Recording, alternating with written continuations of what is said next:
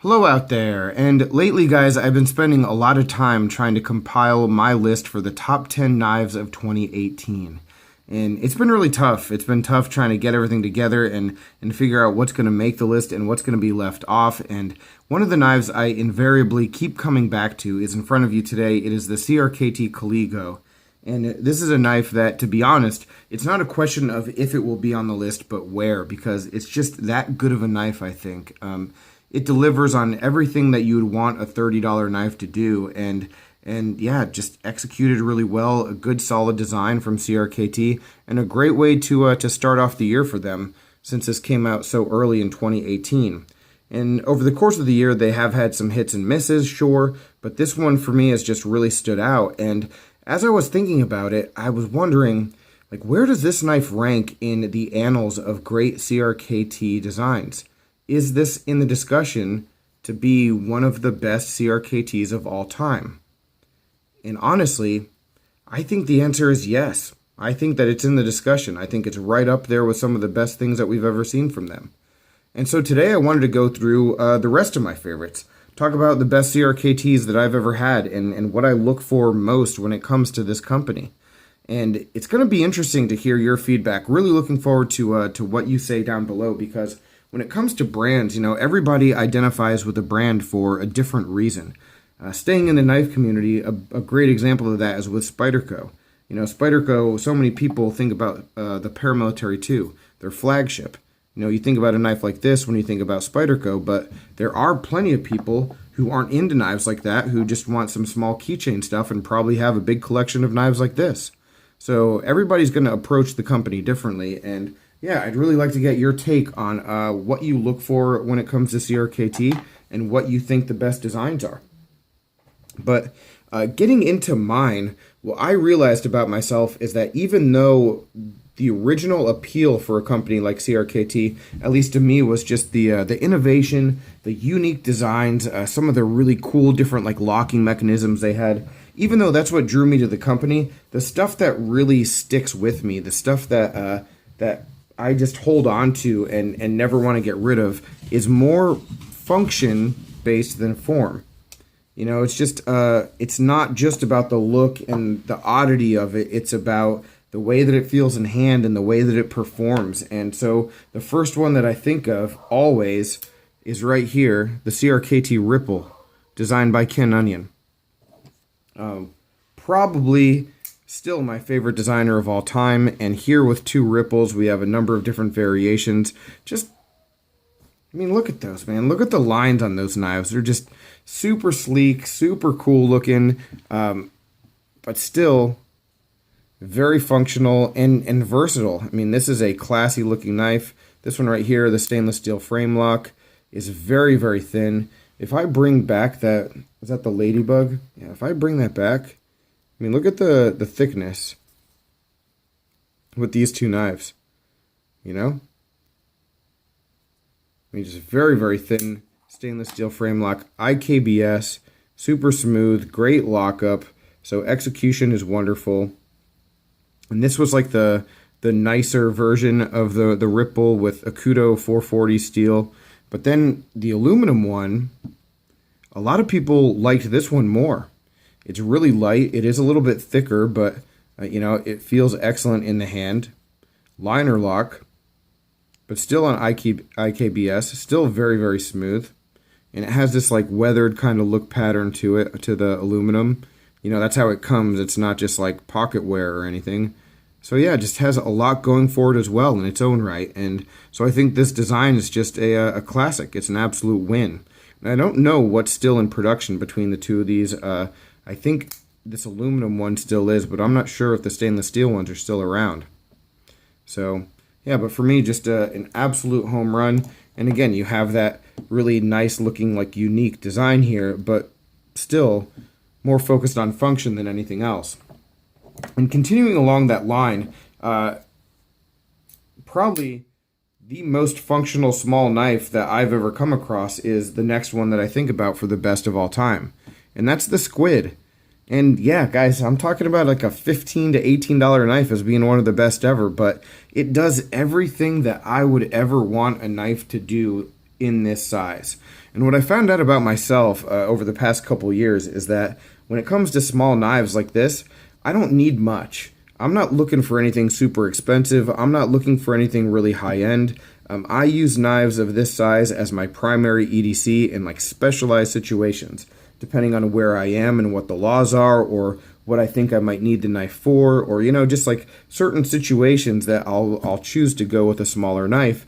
And so I don't need anything like really flashy or overbuilt or expensive. I don't need super steel on my small knives.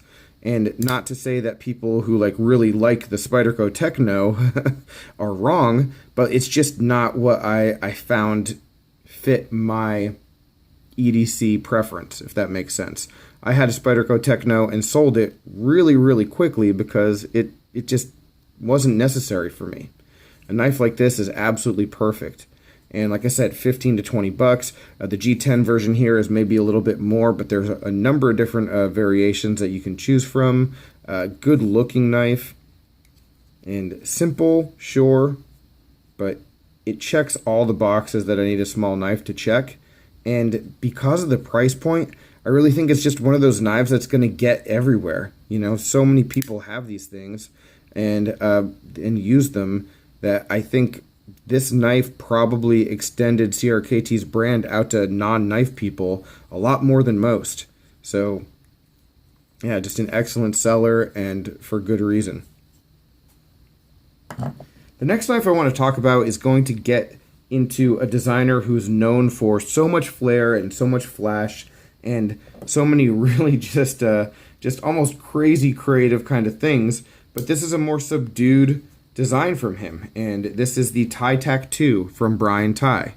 Brian Tie has done a lot of really, really great looking knives for CRKT, and some of them have been very functional, and some of them have been not so functional. Knives like the Tycoon and the Nurk Tie, and then the Mini Mai Tai, and just so many knives that he's put out. But this one right here, for me, really, really resonates because it is, distinctly a design from him.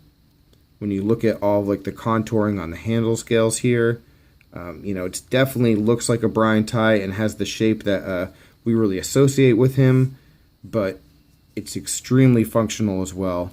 The ergos are fantastic. The action on the button lock just drops shut.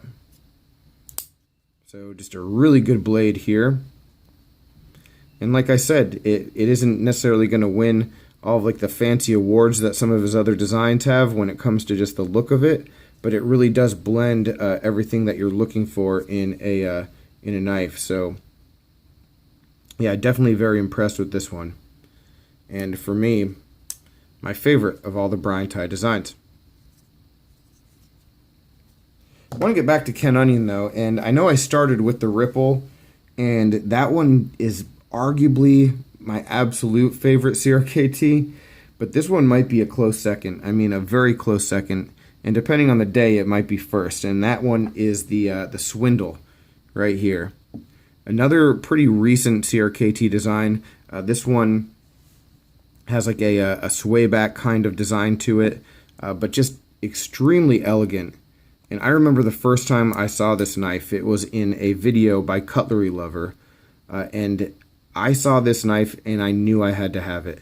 I don't even think I heard a word that he was saying. I was just looking at this knife the whole video, and he ended up giving it a positive review, but I didn't even notice. I was just so enamored with this blade, with the shape of the blade and the overall lines of the knife. And even though the clip is a little bit odd, it is still a pretty functional clip and different, and it's a good conversation piece. But at the end of the day, the knife is just put together really well. And this one, there's two different versions of this knife. One of them is smooth stainless steel, and then this one has grooves.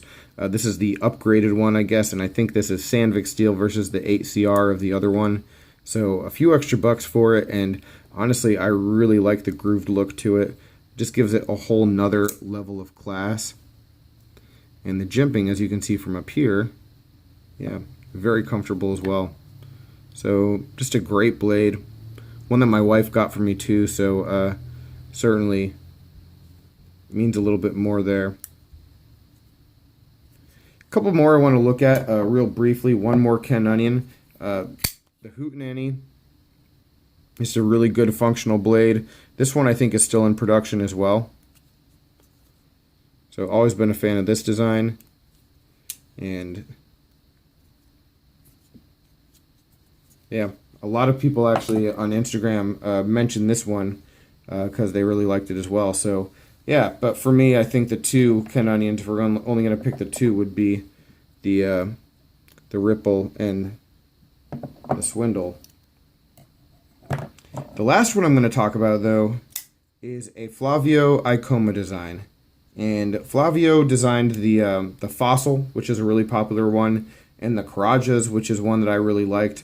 But this is one of the coolest knives that I currently have in my possession, and it is one of the neatest CRKTs of all time, and this one is called the Sampa.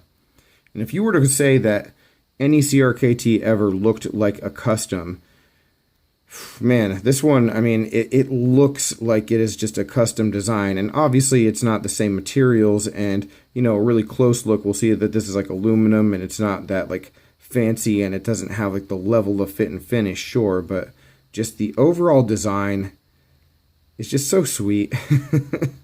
It's just really cool. I love all of the different, the textured layers, and how ergonomic it is despite all of this different like milling and machining all around. But it's just done well. It's done well. It's super smooth. It looks good. The action is excellent. In hand, the jimping, it doesn't look like it would be all that impressive, but it is. And again, what we have is a pretty innovative kind of look to the actual frame, but we have a very functional tool at the end of the day, and that's really, for me, what stands out. You know, you have the good jimping here, you need to choke up further, you have just a really good depression for your thumb. So this one is right up there with some of the best that I've ever seen from CRKT. So yeah, guys, those are my favorites. I'll bring them all out. I do want to talk for one quick moment, though, about what some of your answers were to the poll that I did on Instagram, because it was just interesting. You know, interesting to hear where people were coming from, and I briefly touched on that at the beginning of the video. But one of the things I found was that a lot of people identify with CRKT because of tactical reasons, and the M16 lines, you know, and the M21, and all of those Kit Carson designs. A lot of those that were sent out to, you know, military personnel and stuff. You know, you can see pictures of a few of them here from an old 2008 mini catalog. So some real classic designs from CRKT. But yeah, I got so many answers about the M16, and I realized that, yeah, there are just a ton of people who either served or were like looking for tactical blades or for whatever reason, and they probably got exposed to CRKT for that reason and in that way, and yeah, that these knives really hit home with them, and I think that that's super cool. And I've owned a couple of these, and they are really good knives, but when I think of CRKT, that's not exactly what I think of. And so again, just a really good example of how people can come from you know, different backgrounds in order to come up with different answers. I did get a lot of answers for the Polar, and yeah, I really like this knife. Obviously, you guys know that, and so that's why I don't really need to talk about it again. But when it comes to my favorite CRKTs of all time, everything that we talked about today, I still think I would pick over the Polar, and that's why I didn't really focus on it too much in the video. All right, guys. So those are mine. Let me know what you think of my opinions. Let me know your opinions. Really interested in hearing about that. But any other questions, comments, complaints, suggestions, you always know where to reach me. Let me know down below. I'll talk with you soon, though. Thanks for watching, and take care.